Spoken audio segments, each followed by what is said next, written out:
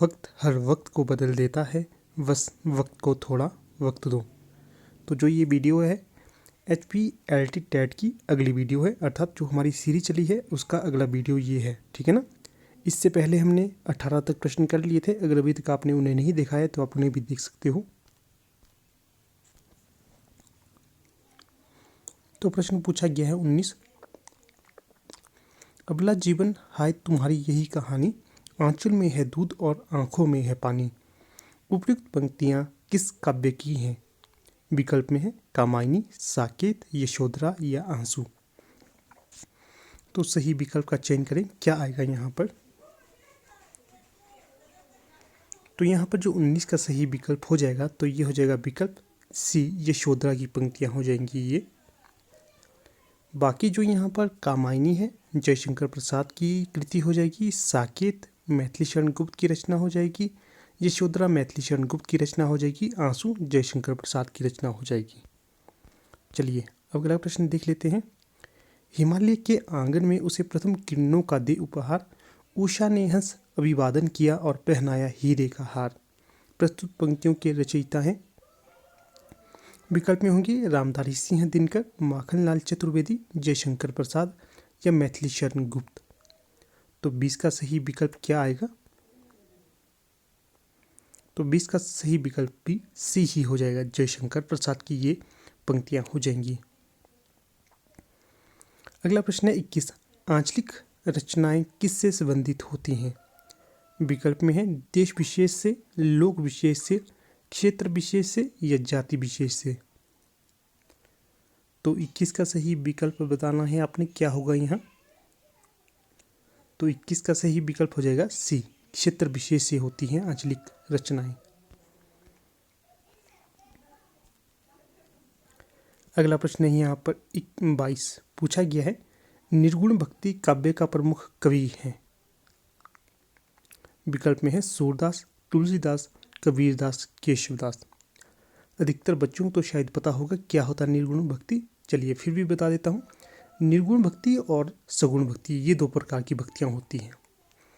जो सगुण भक्ति होती है उसमें साकार भगवान की पूजा की जाती है, अर्थात किसी, जैसे हम वर्तमान समय में करते हैं, किसी मूर्ति को मानकर भगवान, जैसे भगवान श्री कृष्ण की मूर्ति को हम मानेंगे कि ये साक्षात भगवान है, हम उसको सगुण भक्ति के अंतर्गत लेते हैं।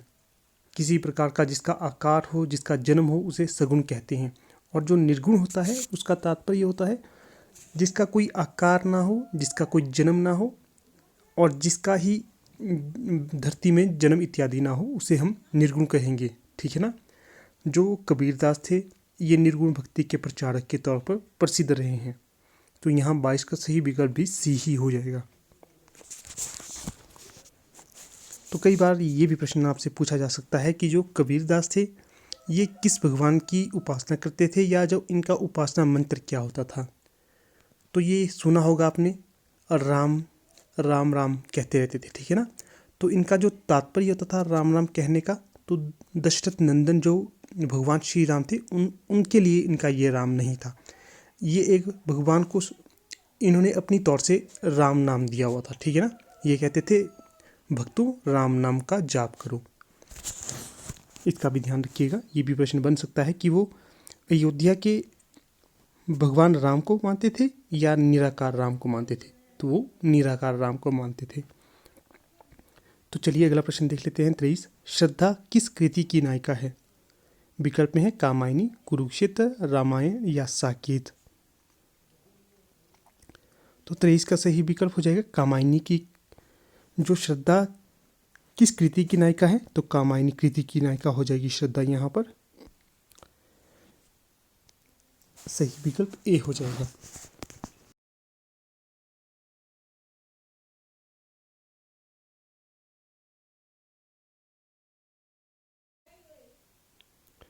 आगे है 24, तरुवर फल नहीं खात है, सरबर पिय ही ना पान। प्रस्तुत पंक्ति के रचयिता कौन होंगे?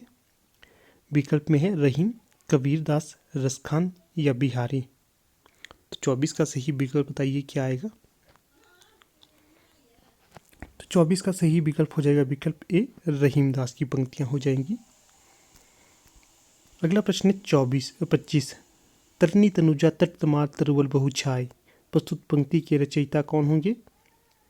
भारतेंदु हरिश्चंद्र, रामधारी सिंह दिनकर, माखनलाल चतुर्वेदी या राम नरेश त्रिपाठी। तो सही विकल्प यहाँ पर हो जाएगा विकल्प ए, भारतेंदु हरिश्चंद्र की पंक्तियां हो जाएंगी ये। अगला प्रश्न है 26 बुंदेले हर बोलो के मुंह हमने सुनी कहानी थी, खूब लड़ी मर्दानी वह तो झांसी वाली रानी थी। प्रस्तुत पंक्ति के रचयिता कौन होंगे? सत्यनारायण पांडे, मैथिली शरण गुप्त, सुभद्रा कुमारी चौहान या महादेवी वर्मा। तो प्रस्तुत पंक्तियां हो जाएंगी सुभद्रा कुमारी चौहान की, ठीक है ना।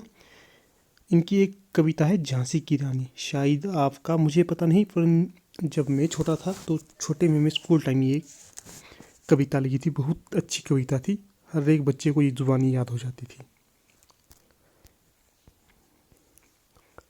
अगला प्रश्न है 27, मुझे तोड़ लेना बनमाली, उस पथ पर देना तुम फेंक, मातृभूमि पर शीश चढ़ाने जिस पथ पर जावे वीर अनेक। तो प्रस्तुत पंक्तियां किसकी हैं? विकल्प में है सत्यनारायण पांडे, सोहनलाल द्विवेदी, बालकृष्ण शर्मा नवीन, माखनलाल चतुर्वेदी। तो यहाँ पर सही विकल्प हो जाएगा विकल्प डी, माखनलाल चतुर्वेदी की ये पंक्तियां हो जाएंगी। तो जो ये पंक्तियां हैं, कई बार ये भी पूछा जाता है कि प्रस्तुत पंक्तियां किस काव्य कृति से ली गई हैं। तो ये जो कविता थी ये थी पुष्प की अभिलाषा, बहुत बहुत बहुत सुंदर कविता है। गूगल पे सर्च करिए पुष्प की अभिलाषा, तो एक बार इसे अवश्य पढ़ लेना, बहुत सुंदर पंक्तियां हैं ये। कई बार इसकी पंक्तियां आगे पीछे से पूछ लेते हैं तो कन्फ्यूजन हो जाती है। अगला प्रश्न है 28, दरवाजे पर चंडालगढ़ी की तरफ नजर दौड़ाने पर एक अद्भुत दृश्य दिखाई देता है, इस पंक्ति के रचनाकार कौन होंगे? विकल्प में है राहुल सांकृत्यायन, रामचंद्र शुक्ल, जवाहरलाल नेहरू या डॉक्टर राजेंद्र प्रसाद।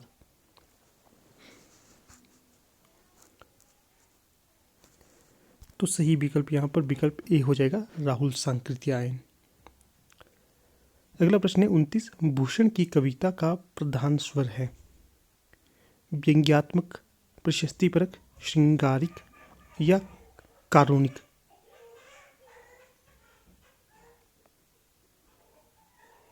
तो 29 का सही विकल्प बताइए क्या होगा? तो ये हो जाएगा विकल्प भी, प्रशस्तिपरक भूषण की कविता का प्रधान स्वर था।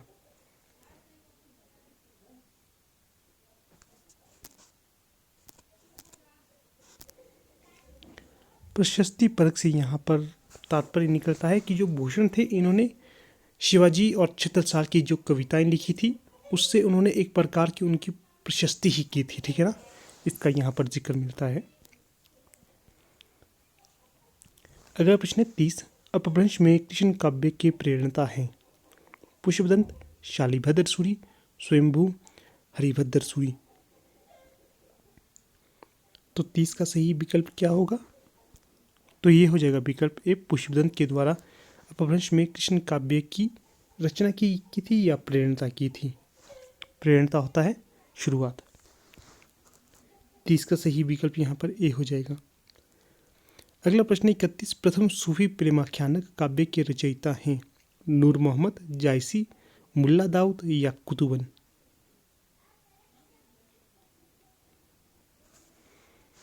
तो सही विकल्प हो जाएगा मुल्ला दाऊद, सी सही विकल्प यहाँ पर हो जाएगा। अगला प्रश्न है 32, हिंदी के प्रथम गद्यकार हैं? विकल्प में है राजा शिव प्रसाद, सितारे हिंद, लल्लू लाल, भारतेंदु हरिश्चंद्र, बालकृष्ण भट्ट। तो सही विकल्प का चयन करें, क्या आएगा यहाँ पर?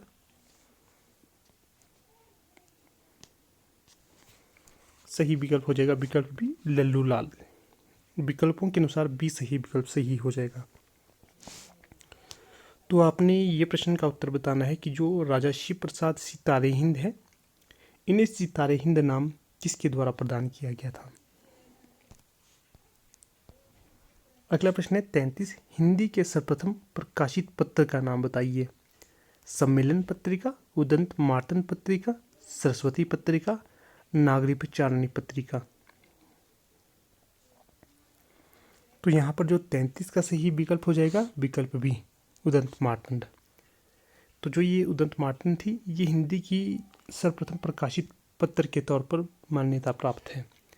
इसे जो युगल किशोर या जुगल किशोर इस तरह का कुछ कहते हैं। कई बार युगल भी आ जाता है, कई बार जुगल भी आ जाता है, तो एक ही हो जाएगा। ये इनके द्वारा इसे लाया गया था हिंदी साहित्य में, ठीक है, इसका ध्यान रखना आपने।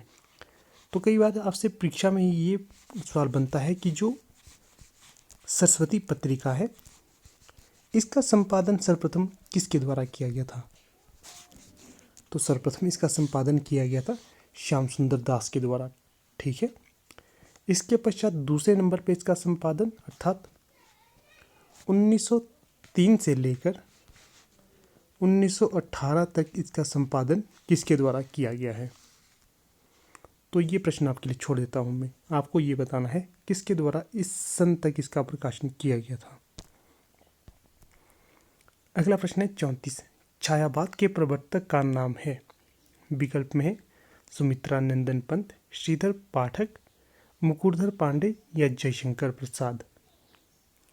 अलग अलग विद्वानों के द्वारा अलग अलग मत प्रस्तुत किए गए हैं, परंतु जो सर्वमान्य मत है उसके अनुसार आपने बताना है।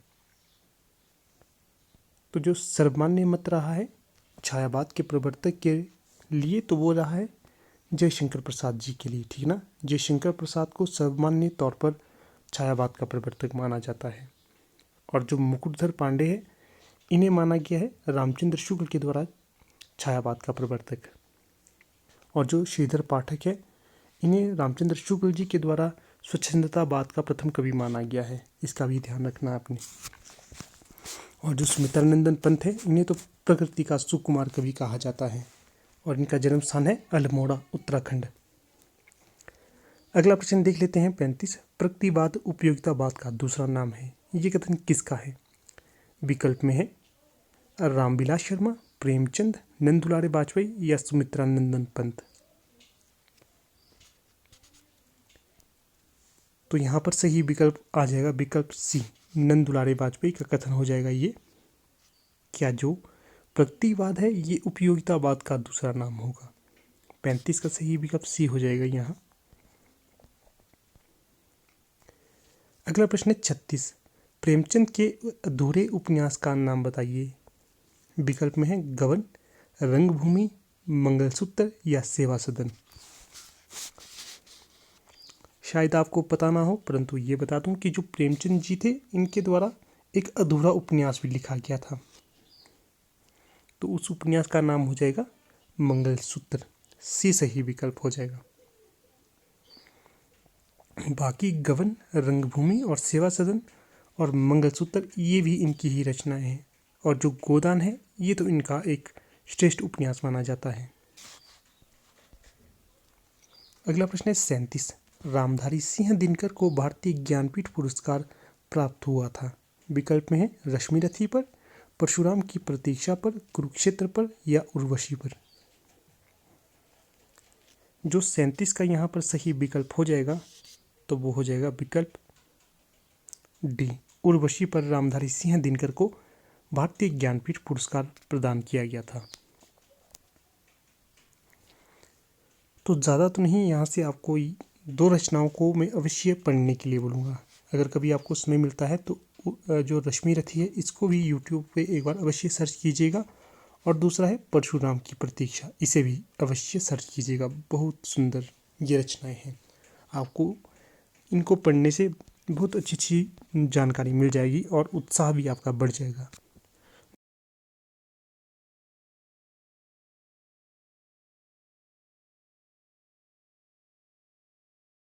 अगला प्रश्न है यहाँ पर 38। हिंदी साहित्य के इतिहास का सर्वप्रथम लेखन का कार्य किसने किया था?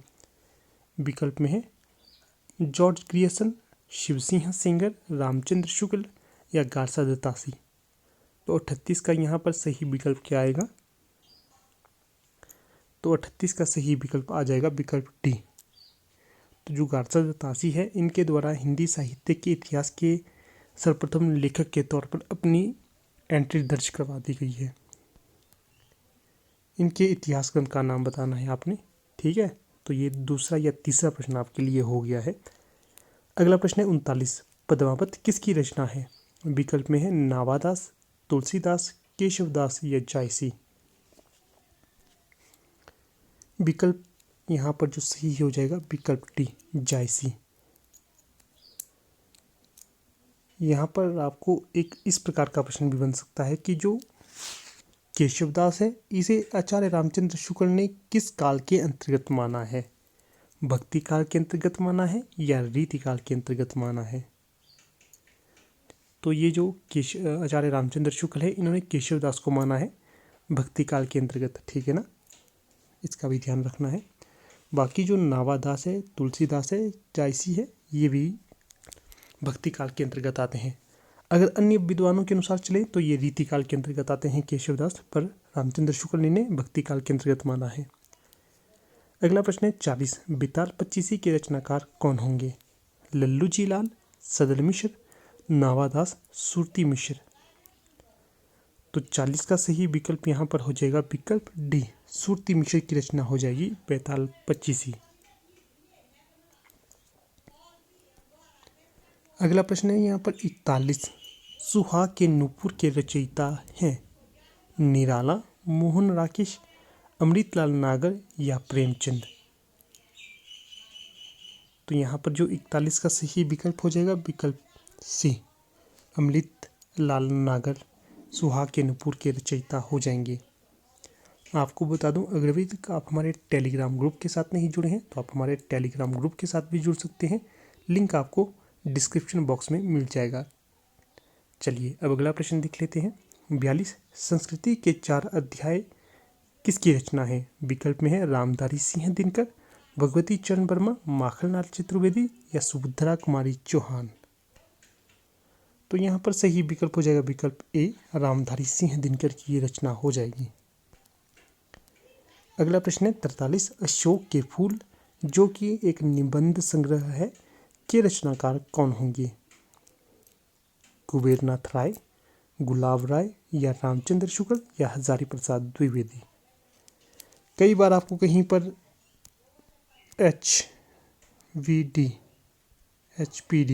HPD मतलब हजारी प्रसाद द्विवेदी लिखा मिला जाए तो आपने समझना है कि ये हजारी प्रसाद द्विवेदी है। तो जो यहाँ पर प्रश्न का उत्तर भी हजारी प्रसाद द्विवेदी ही हो जाएगा। अशोक के फूल हजारी प्रसाद द्विवेदी की रचना हो जाएगी, ठीक है ना। तो जो कई बार ये भी पूछा जाता है कुटज किसकी रचना है, तो ये भी इन्हीं की रचना हो जाएगी।